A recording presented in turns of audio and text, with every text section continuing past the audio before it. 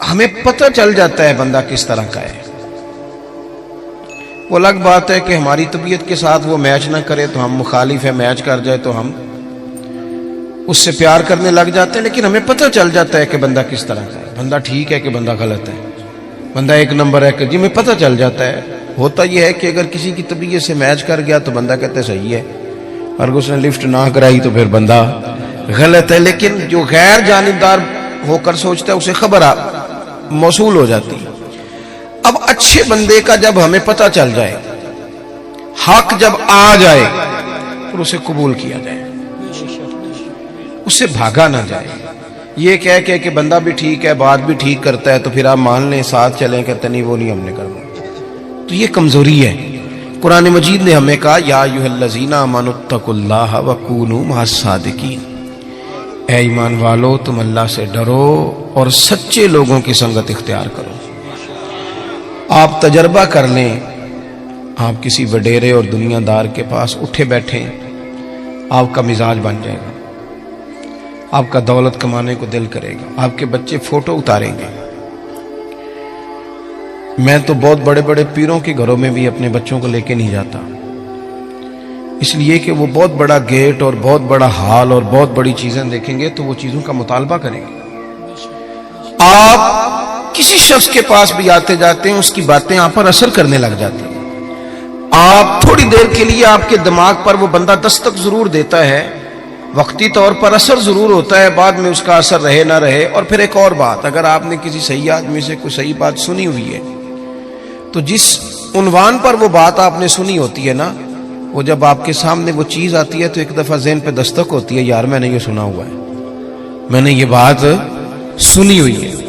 تو اچھے لوگوں کے پاس اٹھے بیٹھیں، اچھے لوگوں کی سنگت اختیار کریں. نبی پاک صلی اللہ علیہ وسلم نے فرمایا تھا صحبت اختیار کرنا تب بھی نیک آدمی کی، یعنی جا کے بیٹھنا تو پھر بھی نیک آدمی کے پاس، اور فرمایا دعوت پکانا تو پھر بھی نیک آدمی کی. یہ مسند امام احمد بن حنبل میں موجود ہے. مہربانی کریں جی، ہو گئے پیسے، اللہ خوش رکھے، تسی کھلارو گے پھر کٹھے کریں گے، ایڈا سیاپا کون کرے. آپ بیٹھ جائیں جی، بیٹھ جائیں، پیسوں کی ضرورت نہیں جی، آپ کی مہربانی. ہم تو سادات کے پاس آئے برکت لینے کے نوٹ لینے آئے ہیں، کمال ہو گئی آپ. تو یہ نوٹوں کا مسئلہ دیکھ کے بھی ہمارے بچے کہتے ہیں مدرس نہیں بننا، خطیب ہی بننا ہے، مدرس سے سٹتا کوئی نہیں. ہاں صحیح کہہ رہا ہوں آپ کو. پھر وہ کہتے ہیں وائز بنتے ہیں تاکہ نوٹ تو گریں گے. مہربانی کریں، آپ بات سنیں، اللہ آپ کو جزائے خیر دے. ویسے بندہ سکھی ہوتا ہے جو اپنی بال کے سیکنی شروع کر دے. آپ مہربانی کریں، ہماری بات سنیں، اللہ آپ کو خوش رکھے. اب نہ اٹھے کوئی صاحب بھی، کچھ بندے بزدل بھی ہوندے نے، کو بندہ دھیان لائے تو انہوں نے تقریر بھی بھول سکتی ہے. آپ مہربانی کریں سنیں. عزیز بھائی، آپ اچھے لوگوں کے پاس آئیں جائیں. آپ کی برادری میں، قبیلے میں، خاندان میں اچھے لوگ ہوں گے، ان کے پاس آپ اٹھے بیٹھیں. آپ وقت نکال کے کسی عالم کے پاس جائیں، درویش کے پاس جائیں، کوئی ہلکا سا چھوٹا سا سوال پوچھیں، وہ آپ کو اس کا جواب دیں اور اس طرز میں دیں کہ آپ کو سکون حاصل ہو. ہم بے چین لوگوں کے پاس اٹھتے بیٹھتے ہیں جن کی دوڑ لگی ہوئی ہے دنیا کمانے کی، انہوں نے ہمیں بھی بے چین کر دیا. پریشان لوگوں کے پاس بیٹھے جو مربوں کے چکر میں تھے، مال کے چکر میں تھے، ہم بھی بے چین ہو گئے. شہرت مند لوگوں کے پاس جا کے بیٹھنے لگے جن کی بڑی شہرت تھی، بڑا عروج تھا، ہم بھی ٹینشن میں ہو گئے کہ یہ کس طرح سے حاصل کی جا سکتی. آپ متقی پرہیزگار لوگوں کے پاس بیٹھے. متقی پرہیزگار ہوتے کون ہیں؟ حضرت مجدد الفسانی شیخ احمد فاروق سرہندی رحمۃ اللہ علیہ فرماتے ہیں کہ 3 باتیں ہوتی ہیں نیک لوگوں کی، اس رستے پہ ہمیں چلنا بھی چاہیے، اور صرف 3 باتیں، لمبی بات نہیں اور آسان. فرماتے ہیں نیک آدمی پہلے دین کا علم سیکھتا ہے، پھر اس علم پہ عمل کرتا ہے، اور پھر اس عمل میں خلوص پیدا کرتا ہے تو اللہ اسے اپنا ولی بنا لیتا ہے. یہ جو علم دین ہے نا، علم دین ہمارے ہاں ایک معرفت وہ بھی ہے نا جو جاہلوں کی معرفت ہے. یعنی وہ کہتے ہیں عالم کو کیا پتا ہو. وہ کون سی بات ہے بھائی جو آپ کے پاس ہے اور کتاب و سنت میں نہیں؟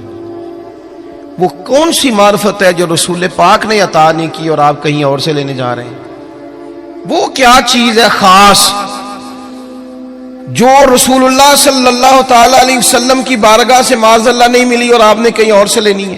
وہی کتاب، وہی سنت، وہی دین جو حضور نے دیا ہے، اور صرف اس کو سیکھنا بھی ایک مجاہدہ ہے، اچھی نیت سے سیکھنا۔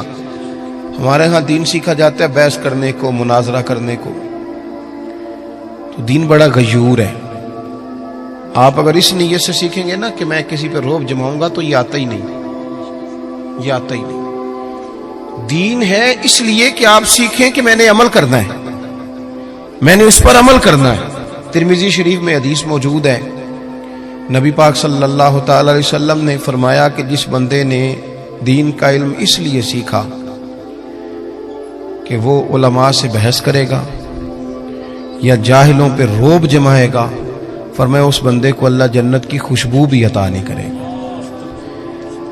آپ اپنے اعمال کی درستگی کے لیے دین کو سیکھیں، کوئی چیز اس لیے سیکھیں کہ میں اپنے معاملات اس میں بہتر کروں گا، یہ میں سیکھوں گا تو میرے عمل میں اس کا نفع آئے گا۔ اللہ آپ کو مہنگے مہنگے موبائل دے، پر مہربانی کریں تھوڑی دیر بند کر کے میری بات سنیں۔ عزیزو، آپ خوبصورت کر کے دین، صحابہ کرام نے حضور سے دین لیا تو پھر اس پر عمل کیا، انہوں نے جو بات رسول کریم نے انہیں بتائی اس پر انہوں نے پورے طور عمل کیا اور پابندی کی انہوں نے۔ میں کیسے عرض کروں کہ جو فیشن رات کو انگریز نے لانچ کیا تھا ٹی وی پر، وہ تو سویرے سارے بچوں بچیوں نے اپنا لیا، اور جو اس طریقہ میرے رسول پاک نے دیا تھا، وہ لوگ کہنے لگے جی میں نیک ہو کے کروں گا، پورا پرہیزگار ہو جاؤں تو میں کروں گا۔ وہ خدا کے بندے، وہ سنت، وہ شریعت، وہ حضور کا مقدس طریقہ جو آپ کی عین طبیعت کے مطابق ہے، جو آپ کو بے چینیوں، پریشانیوں، آزمائشوں، تکلیفوں سے بچانے والا ہے، اس کی طرف رغبت کریں اور دین کو بڑا اچھا کر کے آپ سیکھیں، اور اس طرح سیکھیں کہ آپ نے اس پہ عمل کرنا ہے۔ دیکھیں، ایک بات آپ کی خدمت میں عرض کرتا ہوں، ایک ہے کہ آپ نے کئی مہینے لگا کے چلہ کیا، ہمارے ہاں چلہ شروع بھی 41 دن سے ہوتا ہے، چھوٹا ہے بھی کوئی نہیں۔ اور داتا گنج بخش علی اجویری کشف المعجوب میں یہ فرماتے ہیں کہ بڑے چلے، بڑے مجاہدے لوگوں نے پوچھے، ہم نے بتائے، لیکن فرمایا سب سے بڑا مجاہدہ یہ ہے کہ جس چیز کا تجھے پتہ ہے تو اس پر عمل کر، یہ مجاہدہ ہے۔ اور داتا صاحب لکھتے ہیں آج سے 1000 سال قبل تقریباً، فرماتے ہیں لوگوں سے کہو نا آگ پہ چل لو، چلہ کرنا ہے تو چل لیتے ہیں، لیکن اپنے علم پر عمل نہیں کرتے۔ جو ضروری کام ہے وہ تو یہ ہے، آپ دین کو سیکھیں گے عمل کی نیت سے۔ حضرت امام ابو مالک رحمت اللہ علیہ کے ایک شاگرد تھے، کبھی 15 دنوں کے بعد آتے تھے سبق پڑھنے، اور کبھی 1 مہینے کے بعد آتے، کبھی 2 مہینے کے بعد آتے شاگرد صاحب۔ اچھا، ہم نے قانون لکھ کے لگایا ہوا اداروں میں کہ جو 3 چھٹیاں کرے گا بغیر بتائے اس کا نام خارج۔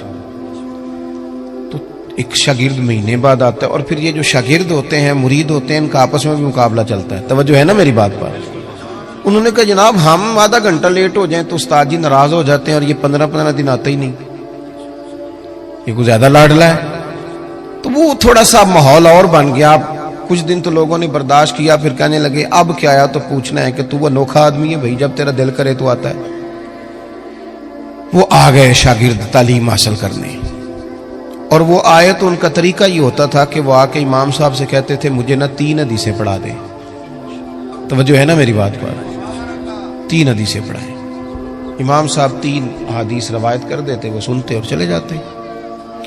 اس دن ان کے باقی کلاس فیلو جو تھے انہوں نے روک لیا، انہوں نے کہا یار ایک بات تو بتا، پہلے تو تیرا آنے کا انداز انوکھا ہے، کبھی 15 دن کے بعد آتا ہے، کبھی مہینے کے بعد آتا ہے، اور پھر تو اتنا عجیب شاگرد ہے کہ تو استادوں کو پابند کرتا ہے 3 حدیثیں پڑھانا، ان کا دل کرے 2 پڑھائیں، دل کرے تو 6 پڑھائیں۔ تو کس طرح کا آدمی ہے؟ تشریف رکھے جی، بیٹھ جائیں، اللہ جزائے خیر۔ تو پہلے تو آ وقت پہ، اور پھر تو اتنا عجیب ہے کہ تو استاد کو پابند کرتا ہے۔ تو وہ کوئی صاحب دل آدمی تھا، وہ کہنے لگا یارو تم نے جلدی کی، اعتراض کرنے میں جلدی کی، اور کچھ تو مجبوریاں رہی ہوں گی، یوں ہی کوئی بے وفا نہیں ہوتا، تم نے جلدی کی، ذرا پوچھ تو لیتے اصل بات کیا تھی، مدعا تو پوچھتے، کہ بتاؤ۔